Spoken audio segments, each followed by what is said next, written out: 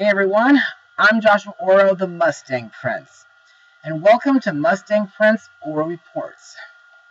Now, if you may recall, about a year ago, I looked at the 20th Pokémon movie, I Choose You, and while I did praise this movie for being nostalgic and including bits from the Kanto season and bits from the Johto games, not to mention the fact that I liked it for having really emotional and epic moments, and a scene that really shocked me when Pikachu suddenly spoke English without warning.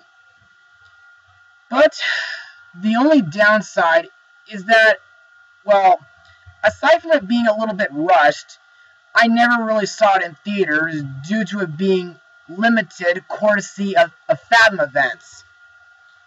You may also remember that after my blog, I did give a little heads up about a 21st Pokemon movie, but is it any good in my opinion?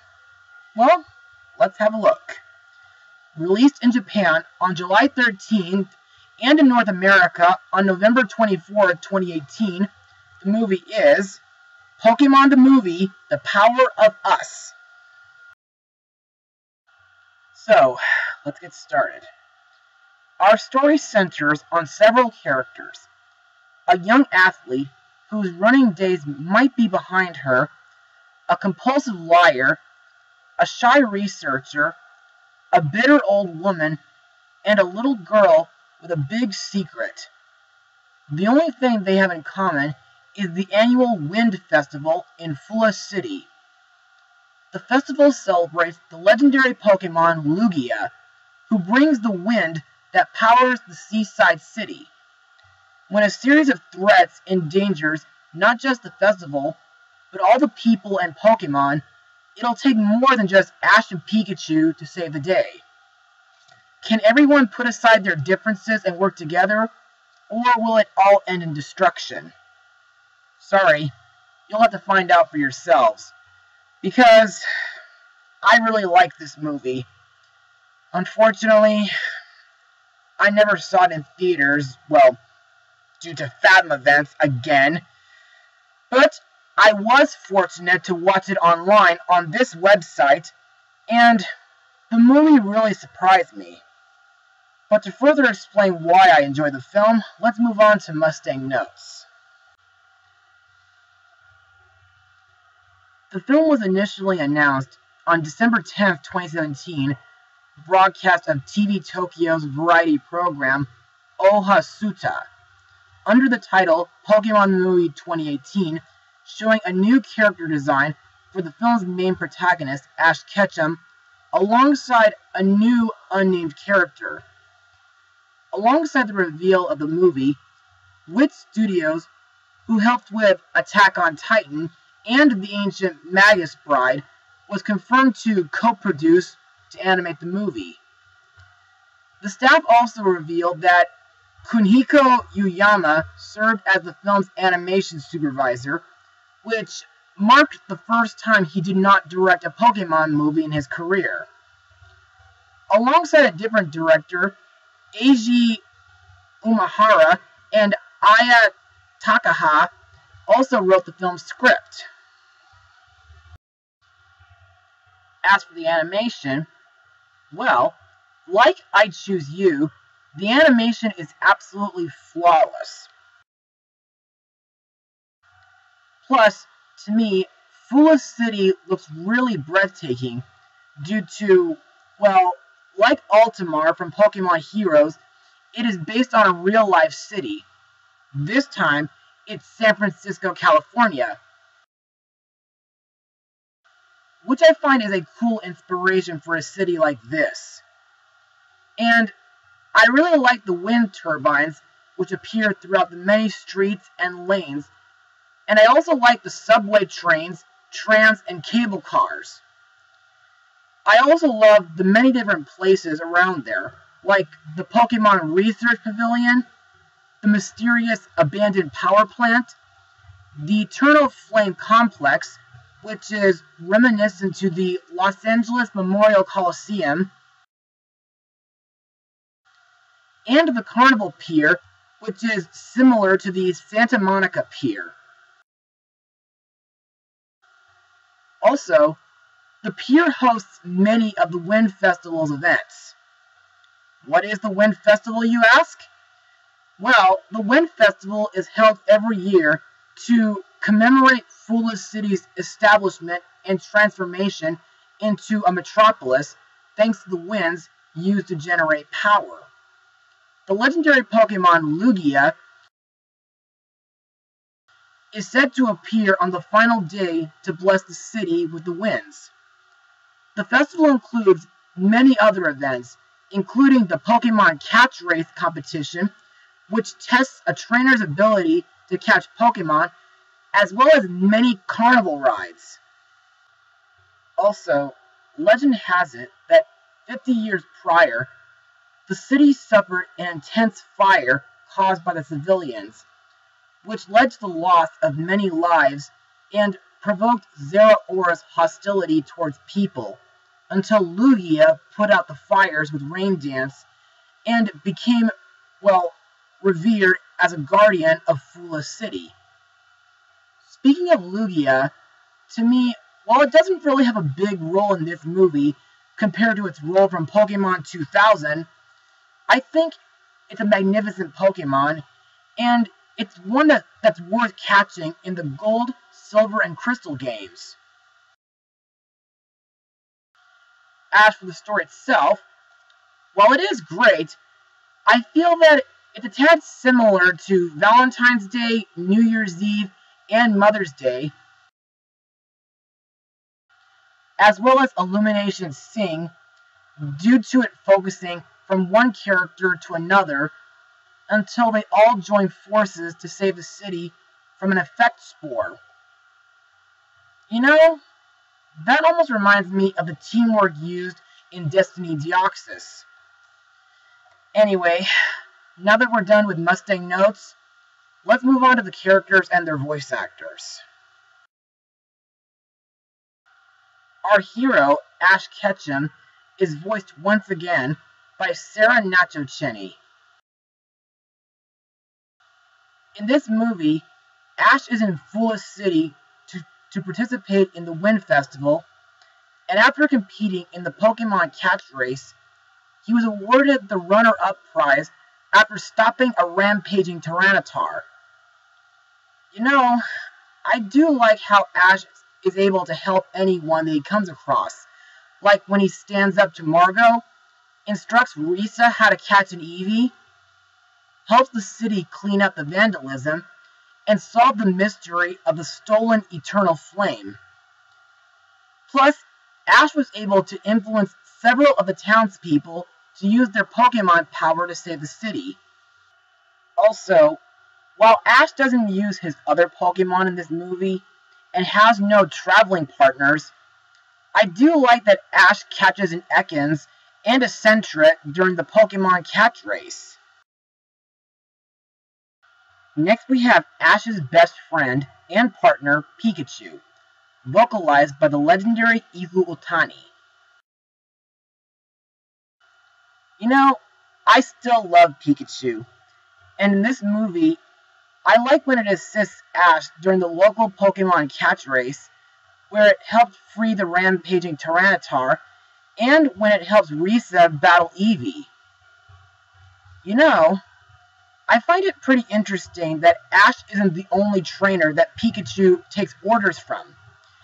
For example, in the TV series, it assisted Misty during the Princess Festival contest, and it assisted Serena when Ash was sick.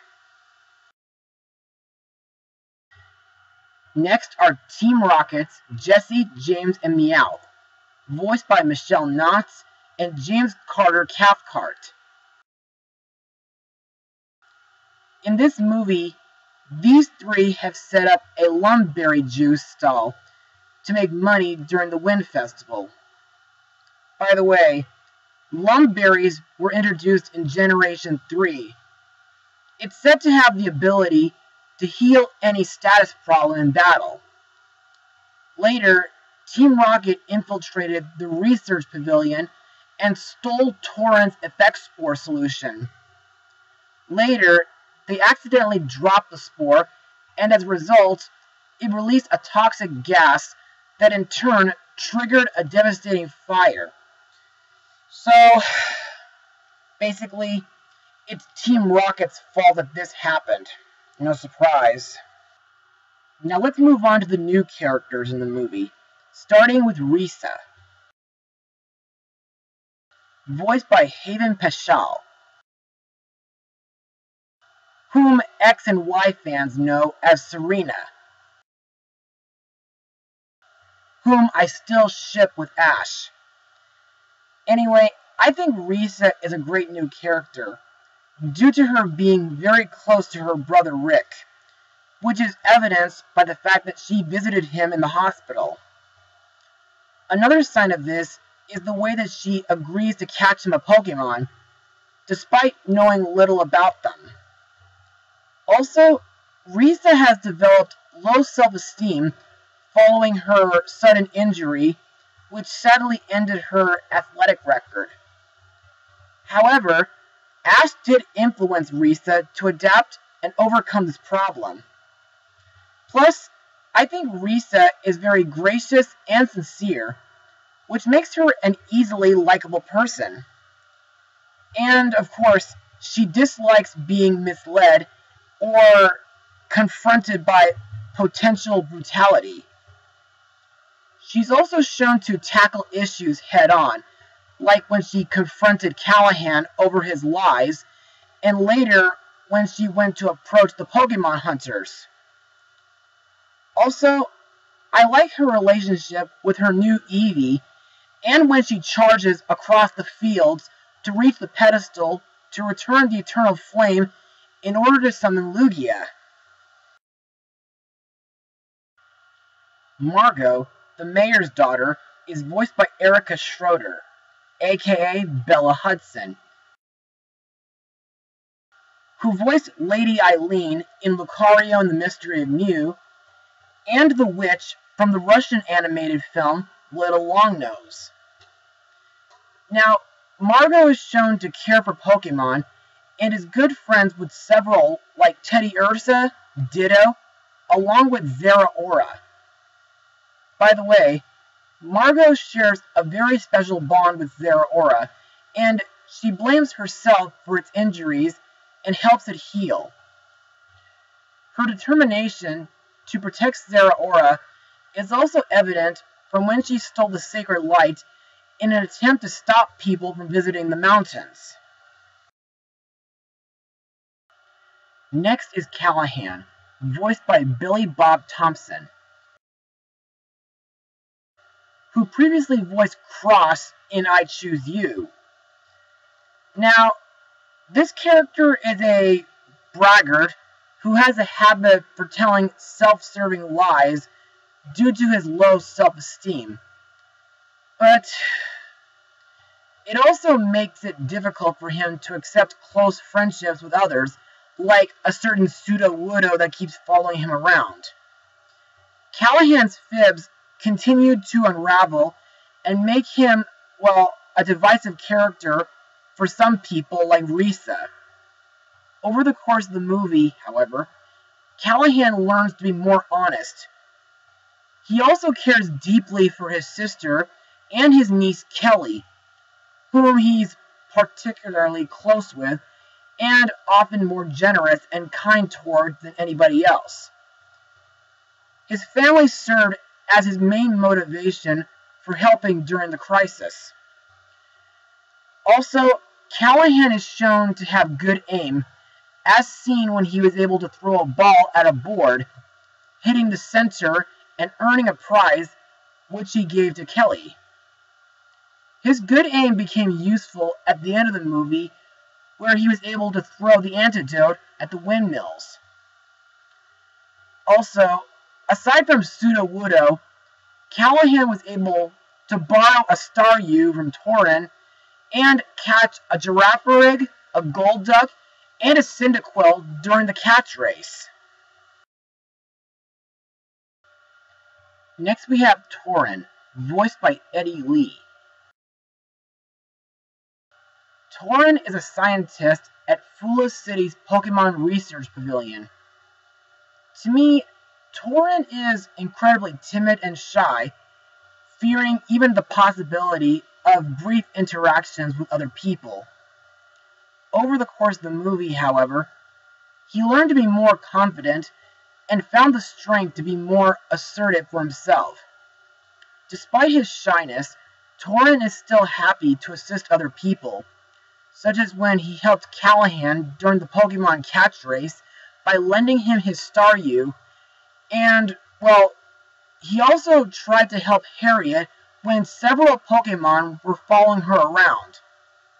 Overall, in spite of his shyness, he cares greatly for the well-being of Pokemon, which some of his colleagues respect him for.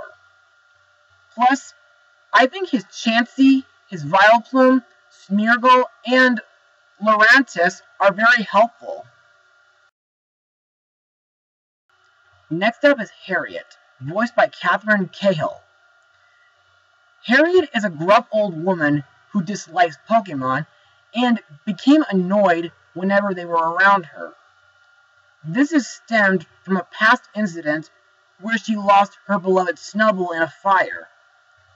Harriet grew bitter over time and blamed herself for her Snubbull's death, which led to her to dislike Pokemon. By the end of the movie, however, she got over this and grew to like Pokemon again. Plus, I really like that she befriended several Pokemon like Totodile, Togepi, Marill, Smoochum, Heracross, Xatu, Tyrogue, and Machamp. Another character to talk about is Zeraora, voiced by Pete Zarustica, aka Oliver Wyman, who did voice Drew in the Hoenn season. Now, judging by its appearance, I think Zeraora is an electric/fighting type Pokemon. Also, I think Zeraora is a selfless individual who readily puts its own life at risk to save others. Its strong will allows it to overcome incredible pain, as shown when it rescued Margot from the stadium debris. However, Zeraora prefers its recluse lifestyle in the wilderness, without any outside interference. You see, the fires from 50 years ago led Zeraora to lash out and attack humans. Its lightning speed and ferociousness makes it a deadly opponent for any would-be Pokemon hunters. It developed a close friendship with Margot and used her soothing words to learn to overcome its hostility. Next up is Margot's dad, Mayor Oliver, voiced by Mark Thompson, who voiced Mr. White in Pokémon Forever. To me, Oliver does not take his position for granted, and he enjoys the responsibility. He actively promotes a good balance between nature, people, and Pokémon alike. And this conviction was reaffirmed by Ash's words of wisdom. During the Effect Spore and Fire Crisis, he took control of the situation, issuing an evacuation alert to his fellow citizens, and later assembled everyone to combat the raging fires. Plus, he is highly respected by Fula City, and he is well aware of its history. Ultimately, Mayor Oliver is dedicated to his daughter's happiness, and upon seeing Zeraora, he promised that he would reveal the truth to his city. Rounding out the cast is Callahan's niece Kelly, voiced by Laurie Himes, and Reese's brother Rick, voiced by Leanne Marie Dobbs. And now, let's move on to my final words. Overall, Pokémon the movie, The Power of Us, is another fantastic Pokémon movie. The animation is fantastic, and Fula City is absolutely breathtaking. I love the many different Pokemon featured in the movie, like Orro and Lugia. The main characters, Ash and Pikachu, are a marvelous team, and they are wonderful at helping people. The new characters are amazing, as well as, memorable supporting characters, though one started out as a fibber, and then there's Team Rocket. Since they were technically responsible for the disaster, the less said about them, the better. Also, the story does give a great message about working together, and of course, to me, this is definitely a Pokemon movie that is a must-watch for everybody, whether being Pokemon fans or fans of Japanese animation. And trust me when I say that you guys will have a lot of fun with this movie. I give this film a full 100%. Well, that's it for now, everyone. And I think I'm going to take a little break from Pokemon for a while. But stay tuned for my next vlog, where I talk about a lovable Disney character who became the 9th wonder of the universe. Mustang Power.